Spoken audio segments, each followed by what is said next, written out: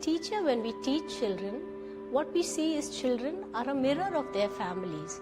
Many times we hear stories of how children come to school without any food in their box. And when you start questioning them, normally they will say, my mother was not feeling well, or my mother didn't come out of the room. And sometimes when they have confidence with you and they feel that you are a safe space, they start talking. And in many cases, we find that they tell you that the mother has been going through extreme abuse at home.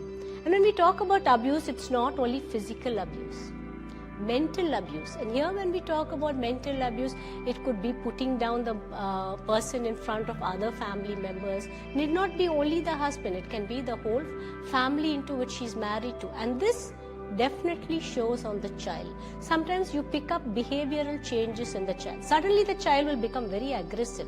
Use words like, you don't know what you're talking. I'm better than you. Who are you to tell me? I'm a boy. So when you hear words like this suddenly coming out of a child who's otherwise, with no issues or not displaying such behavior, as a teacher you tend to start probing. And when you probe, you always find that the environment from which they come is an environment ridden with abuse, ridden with vocabulary that leads to abuse. So when we say abuse, it's not only physical. I mean, that's the first thing we should understand. Words is also abuse. And for a woman who's trying so hard, and all of us, all women, I mean, even today when I have to come for an interview here, I have to first settle my family and then come. So for a woman who multitasks 24/7, if she has to deal with this constant part of her brain where she feels she's not good enough, it's very difficult for her to be a human being. And when we talk about abuse, I think social classes is not the right way to define abuse. Abuse happens everywhere, irrespective of social class, irrespective of whether it's a nuclear family, joint family, it is existent in our society. The first thing is that the woman should understand that she didn't take it. And for the simple reason that if she has children, especially a daughter, who's watching her go through it, imagine what is it that the next generation is learning. And children only take what they see from the parents. I mean, why do we say that parents need to be role models? For the simple reason, children only learn from us. If you see a small child, you'll always say, "Amma appa mari pandra, amma mari pandra." So that's what society is about. So as parents, you have this responsibility that at least for the sake of your children, think before you scream at your wife, before you lift your hand. These are all things that you might think in the heat of a moment you have a right or you have an entitlement.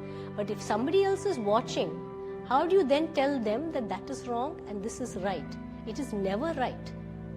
So I think, especially as a teacher, when I see a child going through some kind of behavioral change, 99% of the time, the issue lies with the parents having some kind of an issue where there is no equality between the parents. I think the first and foremost is in a family, every member is valued and valued equally. Gender doesn't make you a higher person or a lower person. I think as children, when they come into society, is very important when we say break the generational trauma. I think you have to start by saying we have to remove the gender-based roles in a family. I think that's where it starts from. If he's a boy, he needs to be good at sport. If she's a girl, she needs to do household work. It doesn't work like that. I think the respect has to come for the individual. So only when we start empowering an individual will we come into a society where we respect that individual, and gender is not a cause for making someone higher or lower. So we at Shakti firmly believe that Shakti by itself, the word Shakti, power or empowerment, means empowering the individual. And here we are empowering a woman to get equity in the society.